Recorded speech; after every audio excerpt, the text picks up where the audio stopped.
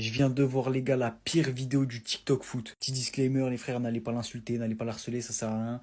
On va juste réagir à sa vidéo. Latéral du monde, dosé, les frères, dosé. Alors déjà, pour moi, les gars, en plus, Koundé n'est jamais un latéral, c'est un défenseur central. Offensivement, il apporte zéro, les gars, Walou.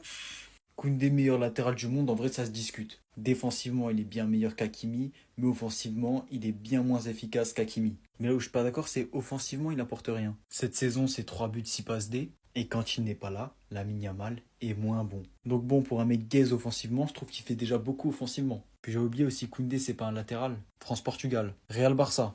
Encore Real-Barça.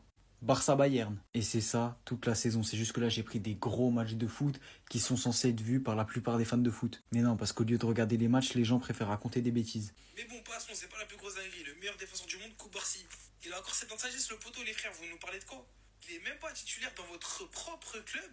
Vas-y, Koubarsi, va réviser tes multiplications, poteau. À ce moment-là, je me suis dit, soit il troll, soit il doit instantanément arrêter de regarder le football. Alors déjà, Koubarsi, des 18 à 25 ans, c'est le meilleur défenseur du monde. Et au Paris Saint-Germain, il est titulaire indiscutable tous les jours. Et puis il fallait juste regarder un match de Barcelone pour comprendre que Koubarsi est titulaire tous les jours.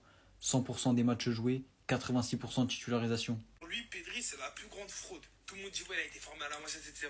Et où la preuve? Parce qu'après, moi, les gars, j'ai ça. Hein. Mais faut me dire, peut-être ça, c'est lié, on sait pas, les frères.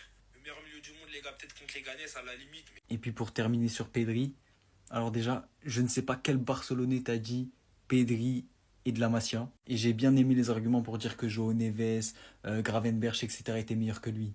Et le meilleur joueur du monde, Rafinha, alors. Ça, c'est ce truc où à peu près on peut être d'accord. Même si, bon, les gars, il y a débat de fou, les frères. Mais ces débats-là, je vous laisse y répondre. Pour vous, c'est qui le meilleur joueur du monde actuel? Et à ce moment-là, je me suis dit, ce mec est fou. Le seul moment où il y avait réellement possibilité de créer un débat sans que personne ne dise rien, c'était là. Rafinha meilleur joueur du monde ou pas?